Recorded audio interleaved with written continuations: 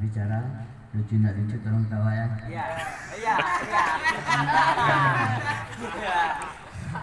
Jadi kayak ini saya ingin bercerita bagaimana kehidupan kita di asrama.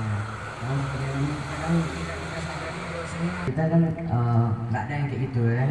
Orangnya jujur semua pesantrennya kan.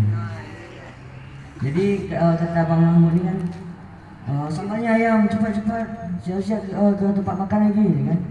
Oh oke Bang Mahmud. Tiba di sana kita lihat dengan semangat kita membawa piring dan ternyata tiba kita di catering sambalnya tentang gulai, tribol yang alhamdulillah tidak kita dapati di sini ya kan. Nah, dan juga terkadang kita juga mendapatkan di pesantren lain juga, nggak ada di sini ya. Ketika seorang tukang bersih-bersih, kita lihat dia membersihkan secara ikhlas gitu kan, sepanjang asrama santri-santrinya itu dibersihkannya secara ikhlas. Tapi ketika ditanya siapa yang bersihkan ini, ya pasti dong saya gitu kan.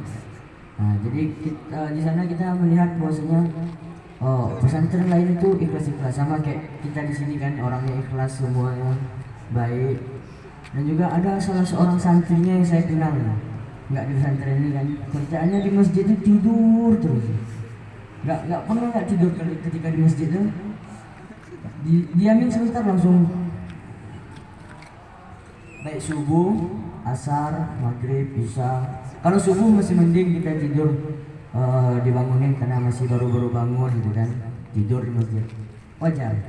Ini kadang asar tidur ya kan, kadang dibangunin. Waktu itu saya pernah pergi ke pesantrennya kan, saya bangunin dia waktu dia tidur, bangun. Nanti lah hantunya ya kan.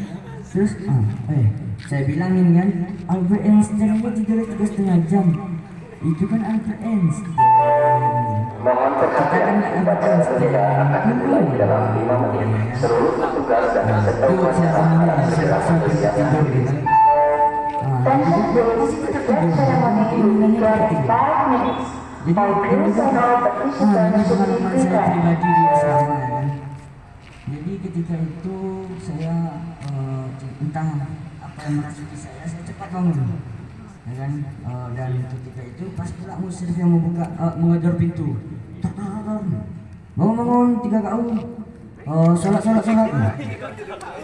Jadi nah yang ini pengalaman saya pribadi.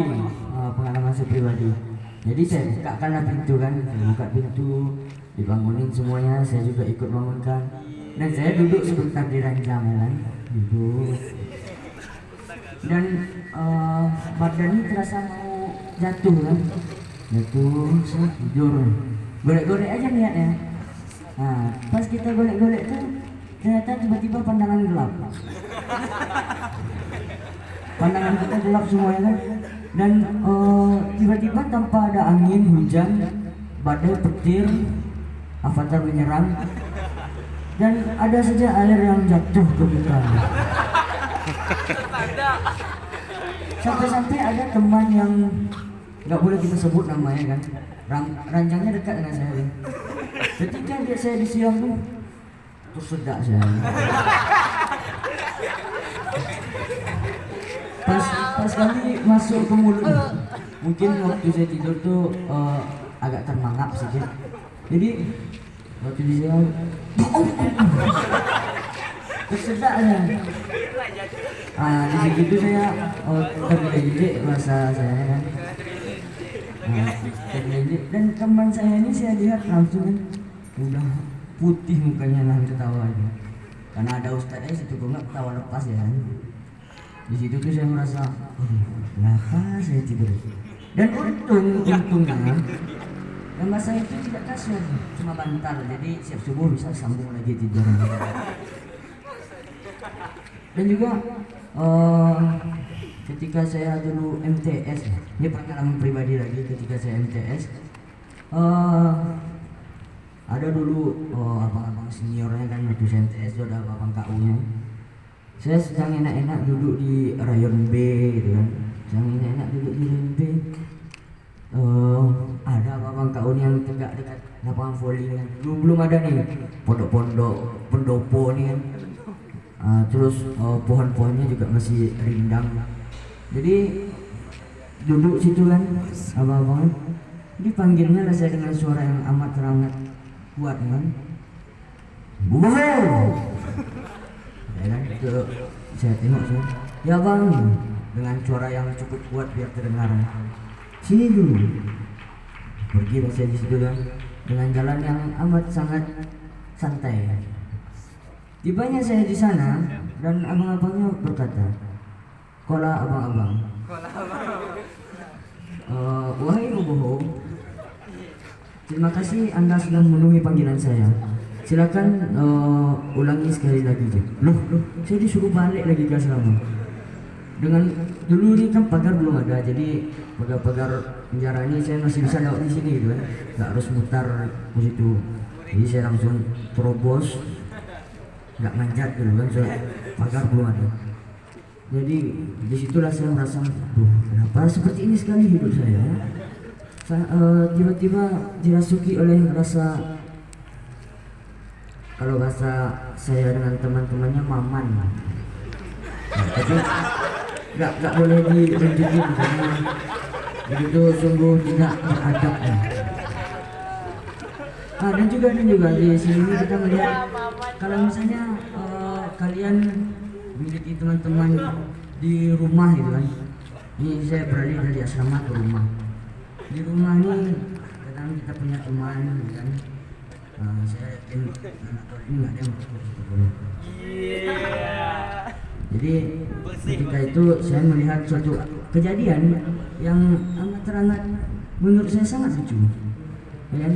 Jadi teman-teman saya ini ya duduk sambil main HP kan, yang saya juga karena di rumah saya main HP gitu kan.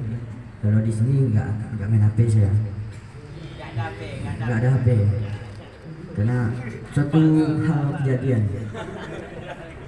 Jadi ketika di sana tuh saya melihat teman-teman sedang asik main HP, lalu saya merasa bosan, ya kan? Lalu saya alihkan pandangan ke tempat lain. Okay? Di sana saya melihat ada orang yang kerja kelompok kan, yang isinya pria semua, pria. Dan juga beralih sedikit dari pandangan, HP saya ini saya taruh di atas meja. Nah, habis itu saya mengalihkan pandangan dan tiba-tiba saya melihat lagi sudah tidak ada HP. Loh, mana HP saya kan? Saya jatuh ke meja ya kan? Nggak ada. Terus ini HP bukan korek, kalau korek mungkin masih bisa kita ikhlaskan gitu kan. Tapi HP harganya nggak 1.000 loh, nggak 3.000, tapi berapa harga HP? Saya nggak tahu, saya nggak pernah beli HP ya. Jadi ketika itu saya tengok kan nggak ada, saya balik pulang. Mungkin saya ketinggalan di rumah. Saya pikir mungkin ketinggalan di rumah. Jadi ketika saya balik ke rumah, dengan susah payah saya balik ke rumah, saya tengok udah nggak ada HP di situ. Lalu balik saya gini, orang udah nggak ada, cuma yang ada situ HP saya. Di sana saya pikir, ini apakah mata saya yang salah? Lalu saya ajak orang tua saya periksa mata ya kan. Mungkin mata anda kena nih, tolong diperiksa. Ketika diperiksa memang mata saya kena. Mungkin saya di situ positif thinking saja. Mungkin di sana memang mata saya rusak. Nah, itu pengalaman hidup saya mungkin memang tidak teramat lucu, tapi ketika kita berbicara di asrama lagi kan, balik lagi ke asrama, kita mendapati banyak sekali guru-guru, ustaz-ustaz kita di sini yang berilmu, berpengetahuan. Jadi kawan saya ya, dia sekolah di sekolah lain. Nah, dia mendapati seorang guru ya kan. Ini jujur memang di sekolah lain, enggak di sini. Dia yang cerita sama saya. Jujur. Kalau tadi emang agak bohong sedikit. Jadi jujur dia yang bicara. Nah, jadi di pelajaran entah apa pelajarannya nggak tahu saya kan, dia bilang dia di situ tuh pelajarannya dia diskusi, ya kan, padahal dia paling aktif di situ, paling aktif kan, bertanya, mendebat orang, ya kan, paling aktif ya. Ketika dia lihat rapor ya, di sana tertera nilainya di mata pelajaran yang aktif dia tadi itu nilainya cuma 2 angka di atas KKM. Terus di sana dia berpositif thinking ya kan, mungkin salah ngisi gitu kan, tapi berkelanjutan gitu, berkelanjutan 2 angka di atas KKM, kadang di bawah 2 angka di bawah KKM. Lalu saya berkata di situ kan, pola saya mungkin positif thinking saja. Nama antum kan mirip sama teman yang lain. Oh enggak, nama saya cuma saya sendiri, Muhammad, ya kan? Nggak boleh sebut namanya aja. Menjaga kode etik jurnalistik, tik. Jadi ketika saya berkata lagi kan, positif thinking saja karena mungkin typo alatnya yang rusak. Tapi saya juga nggak terima, soalnya saya udah aktif, rajin masuk, ya kan katanya. Terus kata saya sekolah saya kok baik-baik aja, nilainya nggak masalah gitu kan, walaupun nilai saya anjlok. Tapi saya berikan saran yang baik kepada teman-teman saya yang di luar sana yang tiap hari ada saja yang buncit perutnya ya. Bukan perut dia, itu perut orang lain yang tidak diketahui siapa namanya, yang tidak diketahui asal usulnya, yang juga tidak diketahui preliminnya, ya. Jadi di sana saya merasa untung saya masuk pesantren ya. Kalau enggak mungkin juga saya menjadi salah seorang yang berpengaruh untuk membuncitkan perut orang. Jadi saya nggak mau. Nah, itu makanya saya menjaga pergaulan di sini biar. Alhamdulillah sekarang ketika saya di sini sholat subuh saya terjaga, alhamdulillah, sholat maghrib, zuhur, besar, isya. Walaupun terkadang maghrib saya juga telat, isya juga telat, asar telat. Tidaknya sholat tepat waktu. Orang masih masjid kita sholat, walaupun telat. Tapi saya insya Allah akan merubah diri saya agar menjadi yang lebih baik. Sekian dari saya, mudah-mudahan tidak lucu, dan saya harap kita menjalani awal pagi ini dengan keceriaan yang sedih. Cukup sekian. Assalamualaikum warahmatullahi wabarakatuh.